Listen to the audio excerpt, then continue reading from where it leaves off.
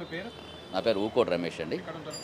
నాది విజయవాడ తూర్పు నియోజకవర్గం. అది నిన్న జగన్మోహన్ రెడ్డి గారిపై విజయవాడ ప్రాంతంలోనే దాడి జరగడం జరిగింది. ఈ ప్రాంతవాసిగా మరి మీరు ఎలా చూస్తారు, దీన్ని ఎలా ఖండిస్తారు, ఎలా స్పందిస్తారు?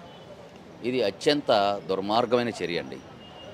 ఎంత దుర్మార్గమైన చర్య అంటే, ప్రతిపక్షాలు ఉన్నవాళ్ళు ఎవరైతే ఉన్నారో ఇక్కడ లోకల్ క్యాండిడేట్గా కంటెస్ట్ చేసే టీడీపీ క్యాండిడేట్ అవనండి, లేకపోతే రాష్ట్ర అధ్యక్షుడు అయినండి చంద్రబాబు అవనండి, లేకపోతే లోకేష్ అవనండి, ఏదైతే జగన్మోహన్ రెడ్డి గారికి జన ఆదరణ చూసి ఓరవలేక అనేక రకాలుగా వాళ్ళు కుళ్ళు కుతంత్ర రాజకీయాలతో చాలా ఇబ్బంది పడుతున్నారు. ఇక్కడ ఉన్న ఒక కామన్ పీపుల్, ఈ ఏరియాలో కొంతమంది మాస్ ఫాలోయింగ్లో ఇక్కడ లోకల్ ఎమ్మెల్యే అభ్యర్థి అయ్యండి ఒక క్యాండిడేట్, వాళ్ళందరూ ప్రోత్సహించి ఈ దుశ్చర్యకి కారణమయ్యాడు. ఎందుకంటే ఒక సీఎం ముఖ్యమంత్రి హోదాలో ఉన్న వ్యక్తిని దాడి చేయటం అంటే అంత తేలికైన విషయం అయితే కాదు.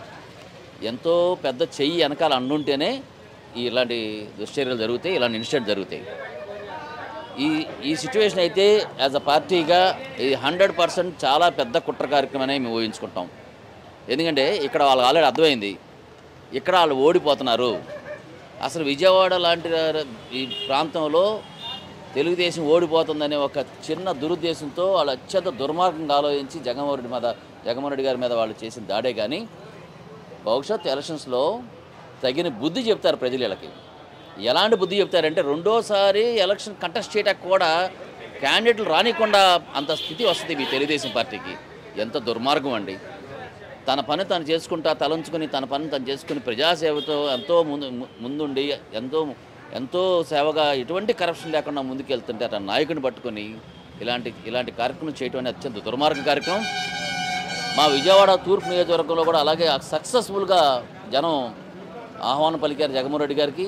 ఇవన్నీ చూడలేక, అలాగే ఈ సెంట్రల్ కాన్స్టిట్యున్సీలో బోండా ఉమా గారు ఆధ్వర్యంలో ఏదైతే దాడి జరిగిందో మేము తీవ్రంగా ఖండిస్తున్నాం. నా పేరు జక్కా శ్రీనివాస్ యాదవ్, రాష్ట్ర బీసీ సంక్షేమ సంఘం కన్వీనరు మరియు వైఎస్ఆర్సీపీ రాష్ట్ర బీసీ సెల్ కార్యదర్శిగా నేను రాత్రి జరిగినటువంటి మన గౌరవనీయుల ముఖ్యమంత్రి వైఎస్ జగన్మోహన్ రెడ్డి గారి మీద దాడిని, అది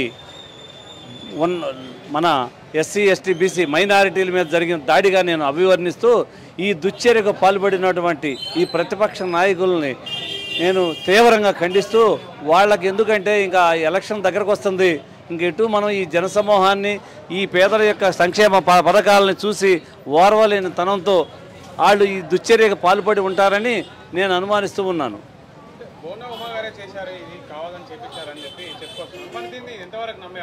అది నేను ఒక వ్యక్తిగతంగా అయితే చెప్పను, కానీ పార్టీ పరంగా అయితే జగన్మోహన్ గారికి థ్రెడ్ ఉందని ఎప్పుడే ఇంతకు ముందే చెప్పున్నారు కాబట్టి అది వ్యక్తిగతంగా చెప్పే కన్నా కూడా పార్టీలకు అన్నీ కలిసే ఒక ప్రీ ప్లాన్డ్గా జరిగిందని నేను భావిస్తూ ఉన్నా. ఇంత జరిగినా కూడా జగన్మోహన్ రెడ్డి గారు ఎవరి మీద కూడా ఒక మాట మాట్లాడకుండా నవ్వుతూ సంతోషంగా అభివాదం చేస్తూ వెళ్ళారు. మరి దీన్ని ఎలా చూస్తారు?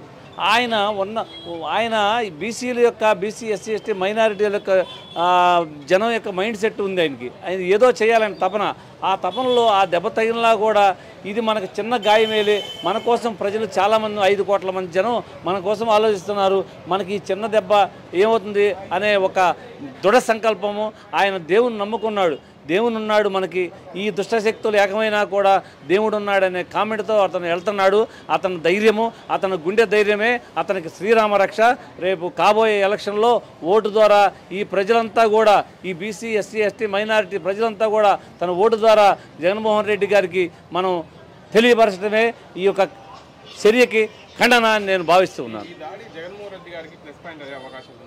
100% ప్లస్ పాయింట్ అంటే, ఒకటి ఆయన ఏమన్నారంటే, కొంతమంది ఎల్లో మీడియాలో ఆయన ఏదో కావాలని చెప్పించుకున్నాడు ఈ దాడి అని అంటున్నారు. అలా కావించుకోవాల్సిన అవసరం లేదు ఆయనకి. ఆయన నిన్న మధ్యాహ్నం నుంచి బయలుదేరితే ఆయన బస్సు యాత్ర సిద్ధం సభలకు చూస్తే జనాన్ని చూస్తే మీకే అర్థమవుద్ది. మీకు మైండ్లు బ్లాక్ అయిపోయి ఏం చేయాలో అర్థం కాని పరిస్థితిలో మీరున్నారు. కాబట్టి ఈ చర్యలను గ్రహిస్తూ రేపు మీరు ఎన్ని ఫిల్టర్లు వేసినా ఎన్ని చేసినా ఆయన ఆగడు. ఆయన జనాల్లోకి వస్తాడు, జనం ఓటేస్తారు, మళ్ళీ ముఖ్యమంత్రి అవుతాడు. అంతవరకు మీరు ఓపిక పట్టండి, ఆ తర్వాత మీరు తట్టాబట్టా చదువుతారు కానీ ప్రతిపక్షాలను హెచ్చరిస్తూ సెలవు తీసుకుంటున్నాం. నా పేరు చెరుకు రమేష్. సీఎం జగన్మోహన్ రెడ్డి గారికి నిన్న దాడి జరిగింది, తెలుసా మీకు? తెలుసనా? దీన్ని ఎలా ఖండిస్తారు మరి? నిజంగా రాత్రి సీఎం హోదాలో ఉన్నటువంటి జగన్మోహన్ రెడ్డి గారి మీద జరిగినటువంటి ఈ సంఘటన నిజంగా బడుగు బలహీన వర్గాలందరూ కూడా చాలామంది బాధపడుతున్నారు. ప్రత్యేకించి ఈ రాష్ట్రంలో ఉన్నటువంటి ఎస్సీ ఎస్టీ బీసీ మైనార్టీలు అందరూ కూడా చాలా బాధ వ్యక్తం చేస్తున్నారు. అది నిజంగా చాలా దుశ్చర్య, దుర్మార్గపు చర్య. ఇక్కడ లోకల్గా ఉన్నటువంటి ప్రతిపక్ష పార్టీలు అందరూ కలిసి జగన్మోహన్ రెడ్డి గారి మీద ఈ విధమైనటువంటి నీచమైన రాజకీయాలకి పాల్పడటం అనేటువంటిది చాలా హేయమైన చర్య. మీరు ఏదైనా చేయాలనుకుంటే జనాల్లోకి వెళ్ళి జనాల యొక్క సానుభూతిని సంపాదించుకోవాలి. కానీ జగన్మోహన్ రెడ్డి గారికి సంబంధించినటువంటి వరకు బడుగు బలహీన వర్గాల్లో ఉన్నటువంటి అభిమానాన్ని మీరు ఎన్ని ప్రయత్నాలు చేసినా కూడా తీసివేయలేరు. ఆయన పట్ల ఎస్సీ ఎస్టీ బీసీ మైనార్టీలకు ఉన్నటువంటి అభిమానం, ఆప్యాయత ఎవ్వరూ తీసివేయలేంది. ఈ విధమైన దుశ్చర్యలు చేయడం వల్ల మీరు ఇంకా ప్రజల్లో నీచమైనటువంటి వ్యక్తులుగానే మిగిలిపోతారు. చరిత్రలో మిమ్మల్ని మరోసారి ఓడించడానికి ప్రతి ఒక్క ఎస్సీ ఎస్టీ బీసీ మైనార్టీ వర్గాలన్నీ కూడా సిద్ధంగా ఉన్నాయి. ఈ ఓటమిని మీరు ఖచ్చితంగా చవిచూస్తారు.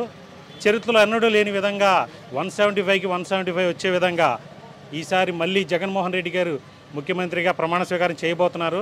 అది మీ అందరూ చూడాలి. చూసి ఈ రాష్ట్రంలో మీరు చేసిన లోపాలు, మీరు చేసినటువంటి ఈ నీచమైన కుల రాజకీయాలు, చెత్త రాజకీయాలు అన్నీ కూడా కూకటి వేళతో పెకిలించి నిజమైనటువంటి ప్రజాస్వామ్యాన్ని స్థాపిస్తారు.